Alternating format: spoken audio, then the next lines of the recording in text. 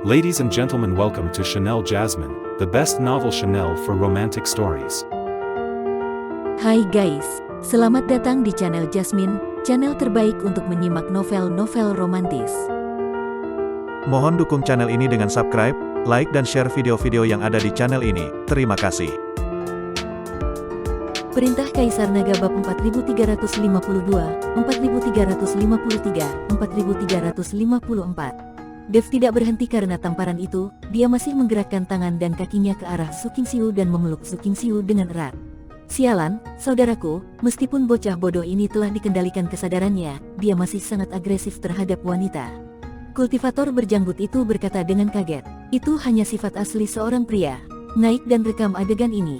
Aku ingin tahu bagaimana Dev ini akan bergaul di dunia surga dan manusia di masa depan. Pria berbaju hijau tersenyum dingin dan berkata. Kultivator berjanggut itu dengan cepat mendekat dengan membawa kristal perekam dan terus menjilat bibirnya. Tapi setelah dia mendekat, Dev, yang sedang memegang Su Qingxiu, tiba-tiba melepaskannya, dan kemudian menatapnya dengan seringai di wajahnya. Kultivator berjanggut itu tertegun. Sebelum dia sempat bereaksi, dia merasakan kilatan cahaya putih di depan matanya. Kultivator berjanggut, yang berada di alam kesengsaraan tingkat 9, mengangkat kepalanya tinggi-tinggi dalam sekejap. Darah terus berceceran, dan tubuh terjatuh dengan deras. Kristal perekam di tangannya jatuh ke tanah dan diinjak-injak oleh Dev. Melihat pemandangan ini, para kultivator iblis lainnya yang tergesa-gesa semuanya bingung dan membeku di tempat. Tepat ketika kepala kultivator berjanggut itu jatuh, dia diusir oleh Dev. Pergilah ke neraka. Dev menendang kepala kultivator berjanggut itu ke laut mati. Saat air bergulung, kepala berjanggut itu segera berubah menjadi tengkorak yang mengapung di laut. Kamu tidak dikendalikan. Baru kemudian pria berbaju hijau menyadari bahwa Dev tidak dikendalikan kesadarannya sama sekali. Ini adalah lelucon yang konyol, kalau kamu masih ingin menyerang lautan kesadaranku dengan tipuan kecilmu. Jika aku begitu mudah dikendalikan, apakah menurutmu aliansi penyegel iblis akan memberikan imbalan sumber daya 100 tahun untuk memburuku?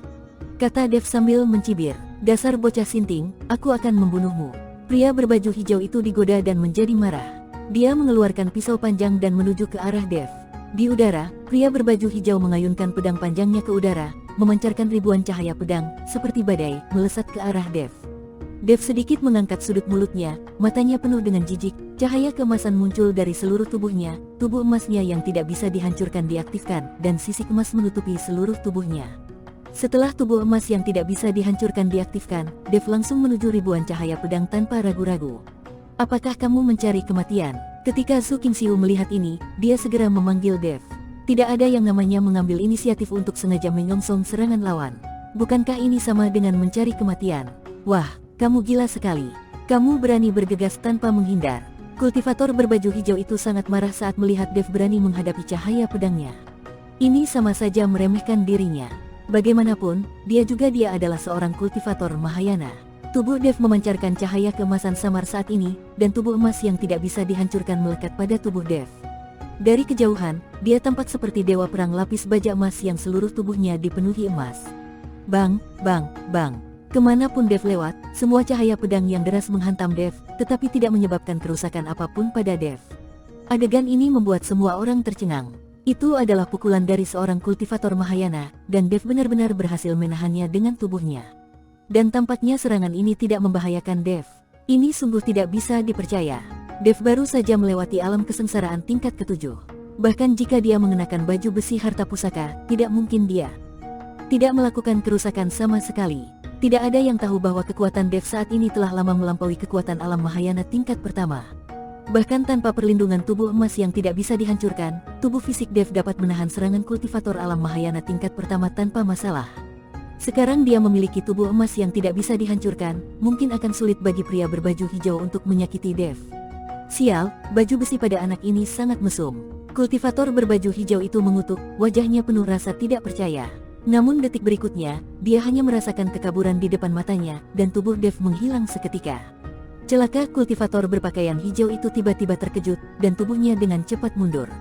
Meskipun kultivator berbaju hijau bereaksi begitu cepat, tapi masih terlambat. Tubuh Dev muncul begitu saja, dan kemudian pedang pembunuh naga di tangannya diayunkan. Puff, pedang pembunuh naga menebas tubuh kultivator berbaju hijau. Dengan teriakan, salah satu lengan kultivator berbaju hijau itu terpotong. Jika dia bereaksi cukup cepat, lengannya tidak akan terpotong. Kamu, teknik apa yang kamu lakukan? Kultivator berbaju hijau itu terkejut, melihat lengannya yang patah, matanya penuh dengan keterkejutan. Beberapa kultivator iblis lainnya juga memandang Dev dengan tidak percaya. Seorang kultivator tingkat ketujuh di alam kesengsaraan dapat dengan mudah memotong lengan kultivator Mahayana tingkat pertama dengan satu pukulan. Bahkan Su Qingxiu memandang Dev dengan tidak percaya.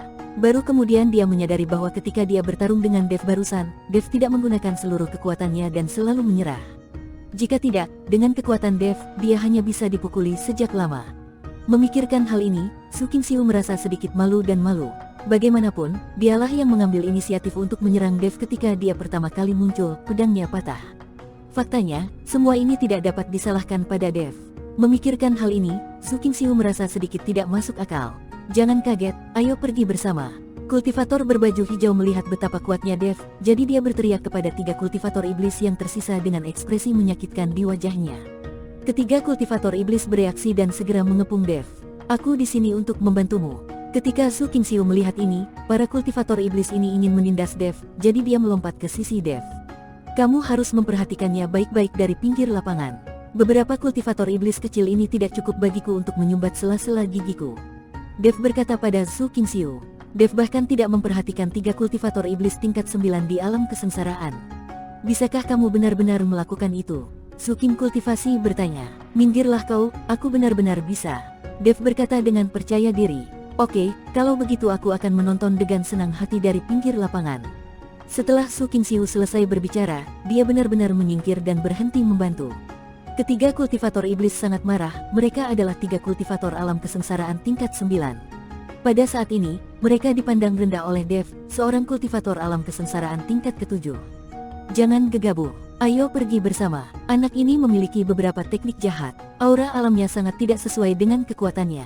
Jangan tertipu. Setelah kultivator berbaju hijau berhenti mengeluarkan darah, dia memegang pisau besar di satu tangan dan mengingatkan 3 kultivator iblis lainnya. Ketiga kultivator iblis itu mengangguk dan melancarkan serangan ke Dev pada saat yang sama. Seorang kultivator di alam Mahayana tingkat pertama dan 3 kultivator di alam kesengsaraan tingkat 9. Mereka berempat menyerang dari arah yang berbeda. Dev, dengan seluruh tubuhnya bersinar dengan cahaya keemasan, melayang di udara untuk melawan keempat kultivator iblis ini. Su Qingxiu menatap kosong ke samping. Jika dia bertemu dengan para kultivator iblis ini, bahkan dengan pedang di tangannya, mustahil untuk mengalahkan mereka. Tetapi melihat Dev, dia tampaknya menghadapinya dengan sangat mudah. Tetapi sebaliknya, para kultivator iblis itu berada dalam bahaya satu persatu. Saat Dev bertarung dengan para kultivator iblis itu, permukaan laut yang awalnya tenang bergetar hebat, dan ledakan terus terjadi di pulau terpencil, dan lubang dalam muncul satu demi satu. Pulau terpencil ini telah mengalami perang, dan kemudian unicorn api menggali lubang yang dalam langsung ke dasar laut. Pulau itu sudah runtuh. Sekarang pertempuran lain terjadi di sana, dan pulau terpencil itu mulai tenggelam. Melihat ini, Su Qingxiu buru-buru melompat, seluruh tubuhnya melayang di udara, dan menyaksikan tanpa daya saat pulau itu menghilang ke lautan luas. Tanpa tanah yang bisa dipijak, keempat kultivator iblis jelas panik. Jika mereka tidak sengaja jatuh ke laut mati, mereka akan langsung berubah menjadi tulang belulang. Dev mengambil keuntungan dari situasi ini dan mengayunkan pedang.